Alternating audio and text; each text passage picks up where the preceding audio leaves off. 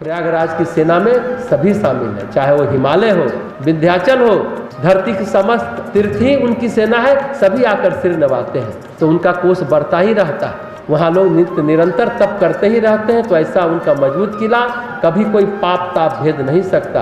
तो राम ऐसे देखते हैं प्रयागराज को, इसलिए कहते हैं कि संगम में स्नान करने से सारे तीर्थों में भ्रमण करने का, परिक्रमा करने का पुण्य फल अपने आप मिल जाता है। संगम में उनका सिंहासन है और अक्षय वट छत्र की तरह है। गंगा यमुना दोनों अपने तरंगों से चमट डुलाती रहती है, जिसको देखते ही दुख और दरिद्रता नष्ट हो जाती है।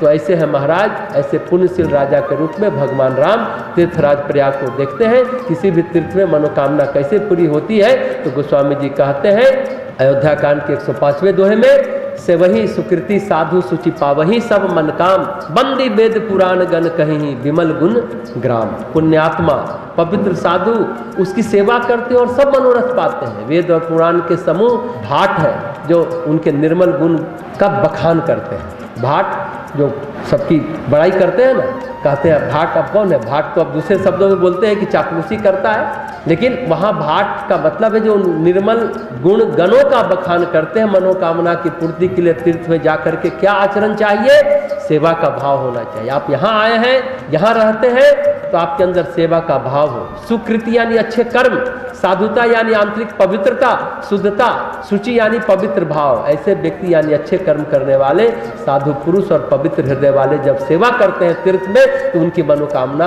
पूर्ण होती है। आपको मालूम ही है, यहाँ सारे युवा मंडल के बच्चे होते हैं, सभी जूता चप्पल स्टॉल होता है। अंतिम दिन तो 4-5 हज़ार की भीड़ होगी पूर्णाहुति में, सबका चप्पल जूता वहाँ खोलते हैं। सब लोग सोचते हैं कि हम आचार्य पद पर बैठे, हम मंत्र बोले कराएं तो शायद ज़्यादा पुण्य मिलेगा। आपको पता है 20 साल पहले 10 लड़के वहाँ समयदान कर रहे थे, कहाँ, जूता चप्पल स्टॉल पर। 10 में से 9 को एक बार में नौकरी मिल गई। जो यहाँ सफाई का कार्य करते हैं, झाड़ू पोछा लगाते हैं, शायद गायत्री माता गुरुदेव उनको ज़्यादा अनुदान वरदान देते हैं। शायद जो व्यास गद्दी पर बैठ करके मंत्र बोलने वालों से ज़्यादा पुण्य उनको मिलता है। तो वही बात है, तीर्थ क्षेत्र में सेवा जरूर करनी चाहिए और पवित्र हृदय से सेवा करनी चाहिए। कि नहीं सेवा करेंगे तो मेवा मिलेगा तो शायद कम मिलेगा।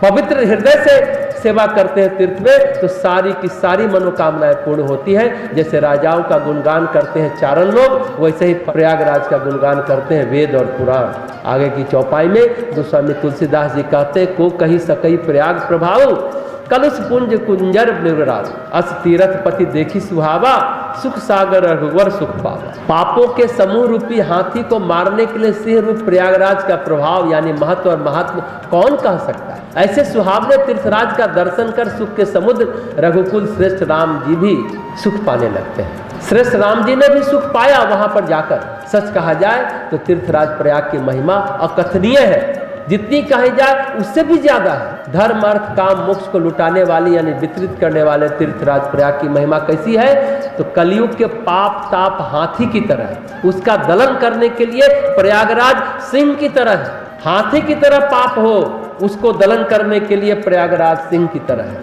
जो कलयुग के पाप ताप हाथी की तरह है। देखिए सब जगह तीर्थ है, स्थान स्थान पर तीर्थ है। उत्तर दक्षिण पूर्व पश्चिम पूरे भारत में तीर्थ है, चारों तरफ तीर्थ है। और तीर्थ भी कई तरीके के होते हैं। जल तीर्थ होता है, पर्वत तीर्थ होता है, वृक्ष तीर्थ होता है, पाषाण यानी मंदिर तीर्थ होता है। लेकिन तीर्थराज तो सिर्फ प्रयाग ही है, तीर्थराज सिर्फ प्रयाग है। ऐसे तीर्थ का दर्शन कर भगवान भी सुखी हो जाते हैं।